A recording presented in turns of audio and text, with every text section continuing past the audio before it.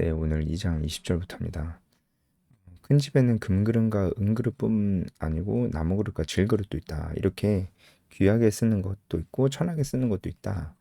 이렇게 말씀하시는데 이것은 이제 이 큰 집이 교회를 얘기하는 거죠. 교회 안에는 귀하게 쓰임 받는 것도 있고 천하게 쓰임 받는 것도 있다. 뭐 이렇게 그 말씀을 하시는 겁니다. 일단은 이거는 어 구원의 여부와는 상관이 없습니다. 예, 토기장의 비유 여러분 이제 생각이 나실 수도 있어요. 예, 되게 비슷하잖아요. 이제 로마서 9장에 있는 토기장의 비유. 그러니까 토기장이가 귀하게 쓸 그릇을 천하게 쓸 그릇을 이렇게 만들 수 있다.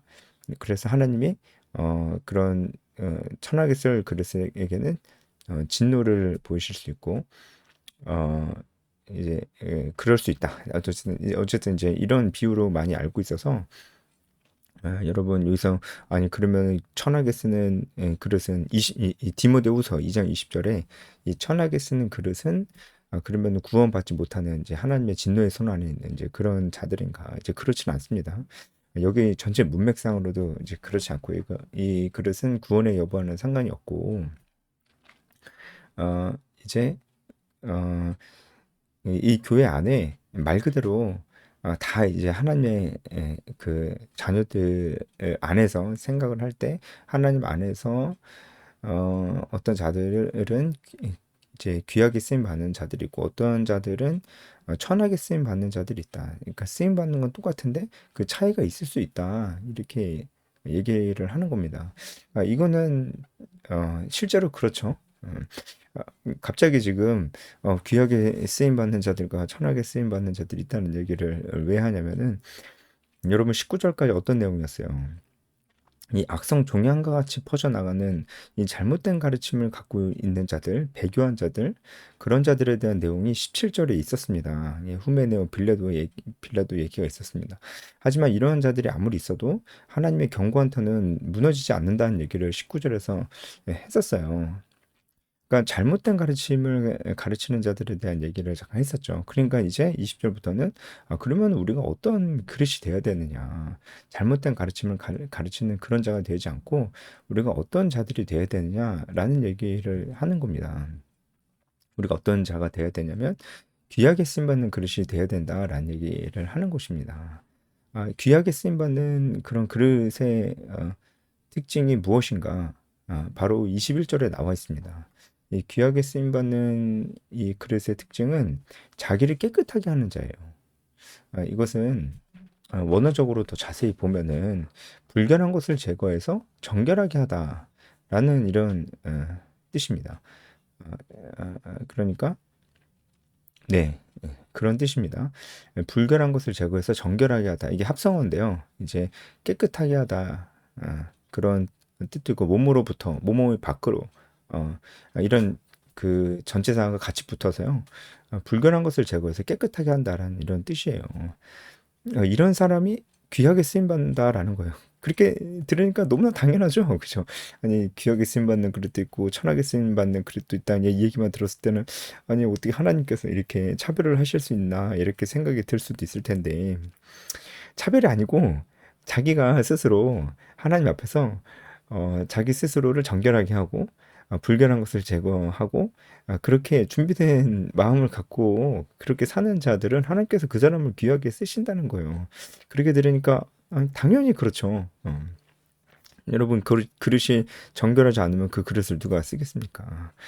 그래서 깨끗하게 준비된 그 자를 하나님께서 귀하게 쓰신다라는 겁니다. 너무나 당연한 얘기예요. 그렇다면 이렇게 귀하게 쓰임 받는 이런 그릇의 특징이 무엇인가? 바로 이제 그 자기 스스로를 정결하게 하는 자이기도 하고 또 이렇게 저 다시 말씀드릴게요. 자기 스스로를 정결하고 깨끗하게 하는 자가 귀하게 쓰임 받는데 이렇게 귀하게 쓰임 받는 자가 어떻게 되느냐라는 얘기를 이제 세 가지로 말씀을 하십니다. 이렇게 쓰는 그릇이 돼요. 21절에 귀 쓰는 그릇이 돼요. 그래서 어떻게 되냐면은 거룩하게 되고 주인의 쓰심에 합당하게 되고 모든 선한 일을 준비하게 된다라는 것입니다.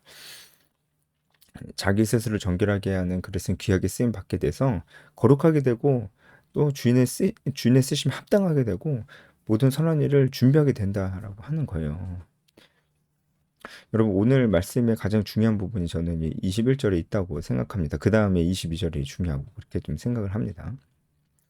그러니까 자기 자신을 정결하게 하는 자는 어떤 사람일까요? 하나님 앞에서 죄 짓지 않고 하나님 앞에서 죄를 짓지 않고 하나님 뜻대로 순종하는 삶을 살려고 하는 사람. 그리고 실제로 이제 그런 열매가 있는 사람. 그런 사람이 그 깨끗한 그릇이 아닐까요? 하나님 뜻대로 살려고 해야 또 죄를 안 짓죠.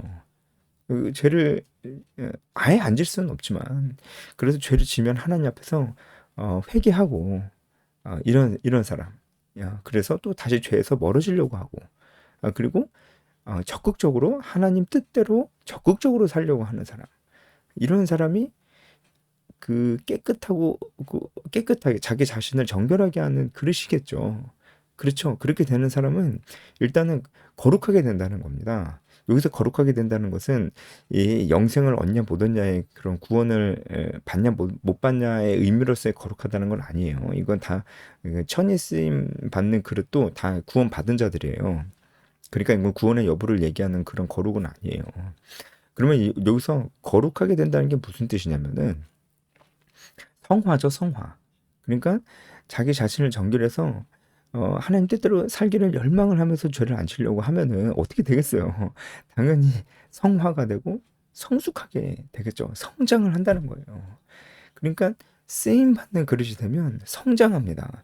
여러분 쓰임 받는 그릇이 되라 하면은 어떤 생각이 드나요? 아, 뭔가 헌신해야 될 것 같고, 뭔가 그 자리는 내 자리가 아닌 것 같고, 뭔가 지금은 내가 너무 힘드니까 지금은 아닌 것 같고, 이런 생각이 들잖아요. 그럼 언제예요?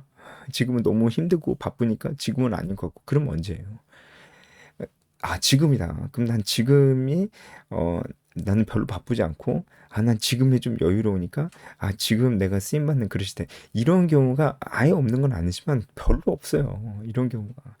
사람은 늘 바쁘고, 사람은 늘 지금은 아닌 것 같아요. 늘. 어, 늘 지금은 아닌 것 같아요. 그거는 거짓말입니다. 지금이에요, 지금. 지금입니다. 지금 내가 주님께 쓰임 받아야 된다고요. 지금 내가 하나님 뜻대로 살려면 지금 살아야 된다고요. 그게 힘들지만 그렇게 살려고 하고 내가 죄에서 멀어지려고 하면 죄에서 멀어지려면 어떻게 해야 돼요? 죄에서 멀어지려면 순종을 해야 됩니다. 순종을 하려면 어떻게 해야 돼요? 하나님께서 우리에게 주신 명령에 순종을 해야 됩니다. 제가 무슨 말씀 드리려는지 아시겠죠? 그럼 우리가 전도 제자의 삶을 살아야 돼요. 도덕적이고 정말 선한 양심을 가지고 이제 실제로 선행을 베푸는 것도 다 포함해서요. 하나님 나라와 의를 위해서 우리가 살아야 되는데 그게 언제? 지금이라고요, 지금.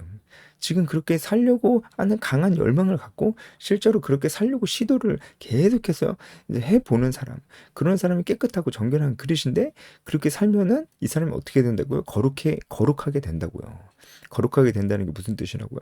성장한다고요. 성화된다고요. 성장한다고요. 그러니까 그렇게 살아야 성장해요. 그러니까 나는 뭐 지금 너무 바쁘고 힘들고 그러니까 다음에 해야지. 그러면 성장을 안 해요. 그러니까 여러분 이 성장을 안 해요. 그러니까 성장을 안 하면은 미숙해요. 미숙한 사람의 특징이 뭐예요? 미숙한 사람의 특징 두 가지가 있는데 굉장히 자기밖에 모른다는 특징이 있고요. 맞잖아요. 미숙한 사람이 자기밖에 모르잖아요. 그리고 굉장히 의존적입니다. 그러니까 독립하지를 못해요. 이 두 가지 특징을 가지고 있습니다. 영적으로 나이랑 상관없어요. 신앙에 연수하고 아예 상관이 없는 건 아니지만 신앙에 연수하고도 상관이 없는 경우가 굉장히 많아요. 어, 신앙의 연수가 많아도 나이가 많아도 굉장히 미숙해서 그래서 굉장히 이기적이고 영적으로도 이기적이에요. 영적으로도 이기적이고 그리고 그 굉장히 독립하지 못하고 너무 의존적인 경우 이 두 가지 특징이 나타난단 말이에요. 성장하지 않으면. 어, 그러면은 이 두 가지 특징 어떻게 구체적으로 이렇게 나타날까요? 이제 굉장히 이기적이에요. 그러니까 영적으로 여러분 이기적인 게 항상 나쁜 건 아닙니다. 사람이 이기적이지 않으면은 생존할 수가 없잖아요. 일단은 나 자신을 챙겨야 되거든요. 그게 나쁜 건 아닌데 다른 사람을 전혀 생각하지 않고 돌아보질 않아요. 어, 항상 자기 밖에 모르는 거예요. 그런 의미에서. 그래서 항상 자기 은혜 받는 것밖에 모르고 예배 열심히 드리고 기도 열심히 하지만 어, 자기 은혜 받는 것밖에 항상 자기가 구하는 게 항상 있어요. 이제 항상 뭔가 부족해요. 그래서 이런 사람들이 예배 열심히 드리고 기도도 진짜 열심히 하는데 그건 절대로 성숙한 모습이 아니고 미숙한 모습일 수도 있다는 거예요. 그런 사람들이 다 그렇다는 건 아니에요. 그런데 어, 거의 이 은혜 받고자 하는 그런 열망이 자기 자신 안에 머물러 있어요. 자기가 은혜 받고 싶은 거예요. 그러니까 열심히 하죠. 근데 그것은 어, 성숙한 모습이 아닐 수도 있다라는 거예요. 아닐 수도 있다. 물론 그렇게 하면서 다른 사람도 돌아보고 이 하나님께서 우리에게 맡겨주신 이 사명에 순종하면서 살면 그 사람은 성숙한 사람이죠. 왜냐하면 하나님께서 우리에게 주신 사명은 다 다른 사람을 향해 있거든요. 다른 사람을 향해 있어요. 전도도 다른 사람을 향해 있는 거고, 제자와도 다른 사람을 향해 있는 거고, 내 이웃을 내 몸과 같이 사랑하라. 다 다른 사람을 향해 있는 거잖아요. 그래서 사명에 순종하는 사람은 사명에 순종하는 사람은 다른 사람을 향해 있습니다. 자기 은혜 받는 것만 항상 기대하면서 그렇지 않아요.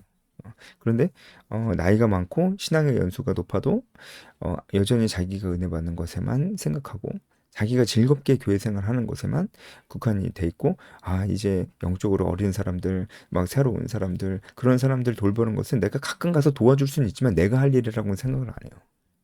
그러니까 그 사람은 그만큼 다른 사람을 그렇게 돌아보는 사람이 아닌 거예요. 이렇게 돼서는 안 됩니다. 그 사람은 성숙한 사람 아니에요. 왜냐면은 자기밖에 모르기 때문에. 그리고 두 번째로 굉장히 의존적입니다. 그래서 어떻게 의존적이냐면은 자기 스스로 말씀을 보고 자기 스스로 기도를 해야 돼요. 그런데 말씀도 이제 대표적으로 이런 거죠. 그 주일날 목사님이 하시는 설교 말씀이 너무 중요한 말씀인데 그것만 듣고 자기 스스로는 말씀을 전혀 보질 않아요. 이거죠, 이거. 남이 해주는 그 말씀에 대한 해설만 들어요. 그러니까 제가 제 이 영상을 보시는 여러분께도 제가 자주 말씀드리잖아요. 이 영상만 보면 안 됩니다, 여러분.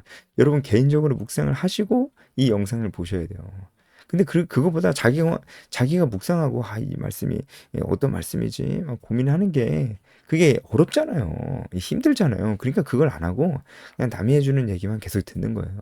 그것도 뭐 뭐 그 그나마 그것도 안 하는 사람도 많아가지고 근데 그게 뭐 다 나쁘다고 당연히 나쁜 건 아니죠. 좋은 건데 굉장히 의존적입니다. 말씀 생활에서도 자기 스스로 보지 않고 자기 스스로 말씀을 궁금해하지 않고 자기 스스로 알려고는 하질 않아요. 그러니까 굉장히 의존적이죠. 기도도 자기가 기도하는 것보다 누가 기도해주고 목사님이 안수 기도해주고 이런 것만 되게 바래요. 이것도 굉장히 의존적인 거죠. 그러니까 이게 미숙한 사람의 특징이라고요. 그러니까 왜 이렇게 신앙의 연수가 높고 나이가 많은데도 왜 이런 미숙한 모습이 계속 나타납니까? 결국은 자기 스스로 깨끗하고 정결하게 하지 않는 거예요. 뭐예요? 그 사람이 착한 거랑 상관이 별로 없어요. 아예 없는 건 아니지만 착한 거랑은 거의 상관이 없어요. 뭡니까? 죄를 짓지 않고 물론 이제 죄를 짓지 않으면 착하게 사는 것도 뭐 관련이 뭐 아예 없는 건 아니지만 단순히 그게 아니에요.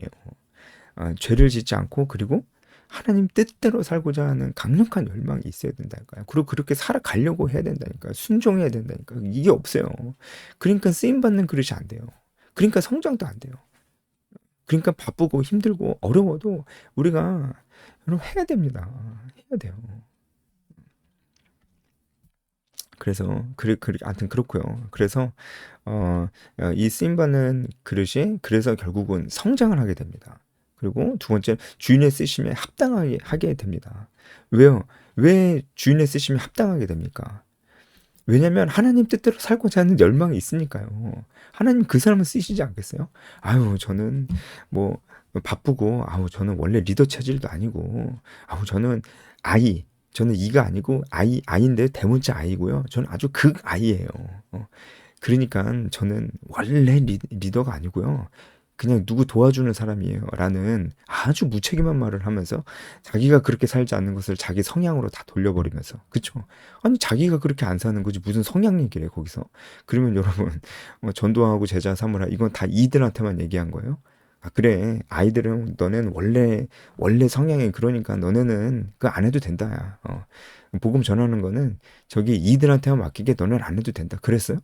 아니, 어딜 봐서 그랬어요?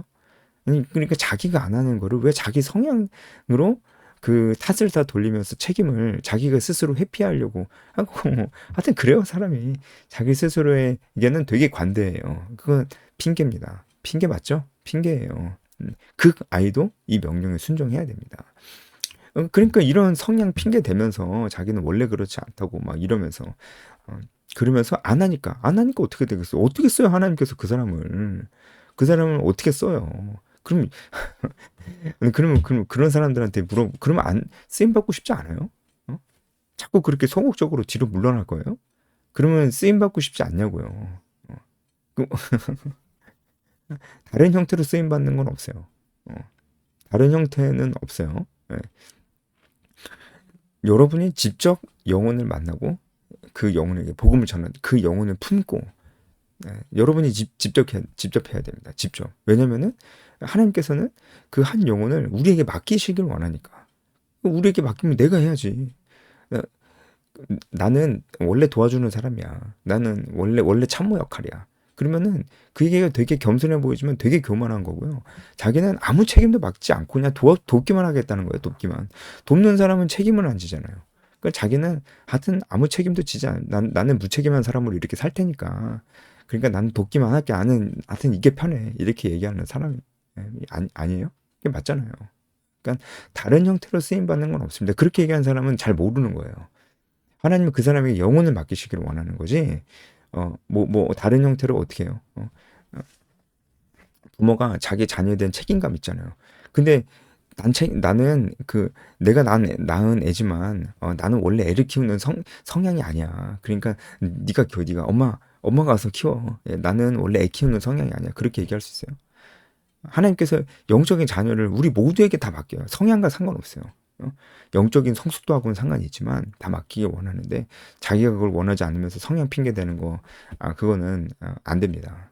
그리고 이렇게 깨끗하게 이게 깨끗한 그릇으로 하나님께 쓰임 받는 사람은 세 번째 어떻게 되냐면 모든 선한 일에 준비함이 있어요. 그러니까 이것도 마찬가지죠. 이 사람 언제나 준비가 돼 있어요. 하나님께 쓰임 받을 준비가 언제나 돼 있어요. 왜 그러겠어요? 당연하죠. 자기가 지금 하나님 뜻대로 살고자 하는 갈망이 있는데 준비가 돼 있는 거예요. 그 자체가. 그러니까 반대도 되죠. 어, 하나님 뜻대로 살고자 하는 열망이 없는 사람은 준비가 안 돼 있어요. 그러니까 준비가 안 돼 있으니까 이 사람에게는 기회가 보이질 않아, 기회. 전도할 기회도 안 보여. 제자 삼을 기회도 안 보여. 왜 안 보일까? 없는 걸까? 없는 게 아니야. 있어. 전도할 기회 있어. 많아. 직장 다니는 사람들 많아. 많은데 안 보이는 거야. 왜? 아니, 하나님 뜻대로 살고자 하는 열망이 없으니까 안 보이지. 어차피 그렇게 안 살 건데 그게 보이겠어? 그러니까 안 보이지, 안 보이지. 그 기회는 그것을 소망하는 사람에게만 보이는 거예요. 아니, 맞잖아요. 그쵸? 네, 모든 일이 그렇잖아요. 모든 일이. 그러니까 하나님 뜻대로 살고자 하는 열망이 없으니까 뭐 제자 삼을 기회라든지 뭐 그런 것들은 보이지가 않아요. 보이지가. 내가 제자 삼을 사람도 안 보여. 왜냐면 별로 고민도 안 해봤어. 찾아보지도 않았어. 그러니까 안 보이지. 그런 겁니다. 오늘 이제 이 얘기가 거의 다예요. 이제 그래서 우리가 어떻게 살아야 되냐면 이렇게 깨끗하게 정결한 준비된 그릇이 되려면 어떻게 되냐면 22절에 청년의 정욕을 피해야 됩니다. 22절에는 우리가 피할 것과 적극적으로 우리가 쫓아야 될 것들이 있어요. 그러니까 우리가 피할 것은 청년의 정욕입니다. 왜 하필 청년의 정욕일까요? 여러분. 그러니까 여러분에게 젊음과 시간과 건강과 돈이 주어지면 뭘 하시겠어요? 뭘 하시겠어요? 그게 막 떠오르는 게 있죠. 막 떠오르는 게. 막 너무나 그게 하고 싶죠. 그죠? 이제 그게 우리 마음을 사로잡으려고 하는 것들입니다. 아주 여러 가지가 있어요. 성적인 것만 있는 건 아니에요. 아주 여러 가지가 있습니다. 우리 마음을 사로잡고 우리의 젊음을 빼앗아 가려고 하는 아주 험한 아침 안개와 굴뚝에서 나가는 연기와 같은 허무한 것들이에요. 근데 우리 마음을 굉장히 사로잡으려고 하고 우리의 젊음과 시간과 물질을 다 잡아먹으려고 하는 것들이 있습니다. 네. 그런 것들이 다 청년의 정욕이 이거 피해야 돼요. 그러니까 실제로 제가 이것은 실제로도 많이 느끼는 거예요. 아니, 야, 우리 공동체 활동하자. 시간이 없어요. 왜 없어? 알바해야 돼요. 알바는 왜 하냐? 그 알바를 하는 이유도 하나님 나라와 의를 위해서 하는 게 아니에요. 자기 여행 가고 싶대요. 자기 PT 받고 싶대요. 자기 취미 생활 해야 된대요. 그래서 알바를 해야 된대요. 그러니까 시간이 없어요. 어, 그게 청년의 정욕입니다. 그거 피해야 돼요. 그러니까 맨날 시간이 없으니까 공동체 활동 못하고 그렇다고 공동체 활동을 못하니까 자기 스스로도 영적으로 많이 흔들리고 흔들리니까 더 그 세상 것들에서 위로를 얻으려고 그러고 그러니까 더 영적인 것에 관심이 없어지고 그러니까 더 공동체 활동 안 하고 그러니까 더 흔들리고 그러니까 더 세상 것에서 위로를 얻기 이게 악순환이 반복이 되는 겁니다. 악순환이 반복이 되는 거예요. 그래서 이 청년의 정욕 피해야 됩니다. 꼭 청년만 해당되는 거 아니죠? 그쵸? 나이가 많아도 다 해당돼요. 제가 지금 말씀드린 거 이런 것들 우리 마음을 훔치려고 하는 이런 것들이 다 청년의 정욕 세상을 쫓아온 것들이라고 얘기할 수도 있겠죠. 그쵸? 그리고 그럼 우리는 어떻게 살아야 되느냐?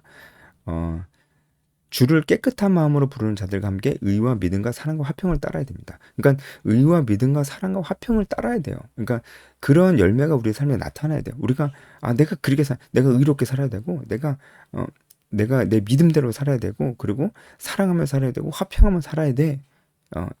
이렇게 생각을 해야 된다는 거예요. 근데 여러분 이게 혼자 안 돼요. 혼자 어떻게 사랑해요? 혼자 어떻게 화평해요? 이건 다 관계에서 나타나는 거예요. 그러니까 누구와 함께 해야 돼요? 주를 깨끗한 마음으로 부르는 자들과 이 깨끗하다는 게 뭔지 알겠죠? 깨끗한 그릇이 되라잖아요. 그러니까 이런 마음을 갖고 있는 사람들과 함께 하라는 겁니다. 그러니까 어? 나는 괜찮으니까 나는 나 혼자서도 잘하니까 나는 공동체 안 할게요. 나 혼자가 편해요. 그럼 뭐가 문제가 있어요? 나 혼자 잘하는데 이렇게 얘기하면 안 된다고요. 당신이 그게 진짜 맞을 수도 있어. 당신이 진짜 깨끗하고 정결한 그릇이라면은 그럼 어떻게 해야 돼? 똑같이 깨끗한 마음으로 주를 부르는 자들과 함께 하라잖아요. 그게 하나님의 뜻이라고요. 그래야지 거기서 당신이 진짜 의와 믿음과 사랑과 화평의 열매가 당신 진짜 그걸 맺을 수가 있는지 그 관계 속에서 나타난다고요. 함께 해야 됩니다, 여러분. 그러니까 이런 사람도 있어요. 아주 안타까운 사람인데 자기 스스로는 진짜 그 깨끗하고 정결한 그릇이야. 하나님 뜻대로 살고 싶은 열망도 있어. 그런데 내가 어, 그 예를 들어서 우리 청년부에 내가 도와줘야 될 애들 너무 많아. 우리 어? 어, 우리 소그룹 리더인데 우리 셀 원들 중에 내가 도와줘야 될 사람 난 얘도 품어야 되겠고 쟤도 품어야 되겠어. 다 내가 품어야 되겠어. 그리고 우리 교회 사역 많아. 내가 가서 이 사역도 도와줘야 되고 저 사역도 도와줘야 돼. 이 사람 자체는 정결하고 깨끗한 그릇인데 이 사람이 뭘 안 하는 거야? 똑같이 주를 깨끗한 마음으로 부르는 자들과 함께 하질 않아요. 그러니까 자기가 똑같이 영적으로 성숙하고 정말로 하나님 뜻대로 살기를 진지하게 생각하는 사람들과 함께 하질 않아요. 그러니까 이 사람은 어떻게 돼요? 소진됩니다. 그리고 이 사람은 성장하지 못해요. 자기와 수준이 맞는 사람들과 계속 만나서 교제해야 돼요. 그래 도전도 좀 받지. 어떻게 맨날 줘. 그것도 교만이에요. 어떻게 맨날 줘. 자기도 자극을 받아야지 도전. 아니 진짜 저렇게 사는 사람도 있구나. 아니 진짜 저렇게도 살 수 있네. 어떻게 저 사람 나랑 똑같은 환경 속에 있는데 저 사람 어떻게 저렇게 살지? 이런 사람들 만나야 돼요. 그 사람들과 교제를 해야 돼요. 이게 바로 주를 깨끗한 마음으로 부르는 자들과 함께라는 것입니다. 여러분 그래야 됩니다. 그리고 이제 23절부터는 이 무식한 변론을 버리라. 이게 이제 거짓 가르침을 가르치는 사람들과 자꾸 말다툼하지 말라. 이게 시종일관 하시는 말씀이죠. 이게 에베소 교회 이제 그런 거짓 가르침을 가르치는 교사들이 있어서 그렇게 얘기를 하는 겁니다. 24절에 주의 종은 마땅히 다투지 아니하고 이렇게 나왔는데 여기서 주의 종이라고 하니까 이 말씀은 역시 목사님들한테 하는 말씀이지 나한테 하는 말씀은 아니었어. 휴 이러지 마시고요. 여러분, 우리가 다 주의 종입니다. 주의 종. 아니에요? 우리가 다 주의 종이잖아요. 이게 이상해요, 이게. 그러니까 그 주의 종 이러면서 목사님을 되게 존경하고 따르는 그 마음은 너무 좋아요. 그런데 어떻게 됐어요? 주의 종 그러면서 자기는 주의 종이 아니게 돼 버렸어. 그러니까 어떻게 마음이 편하잖아. 주의 종 아니라 그러니까 마음이 편하죠.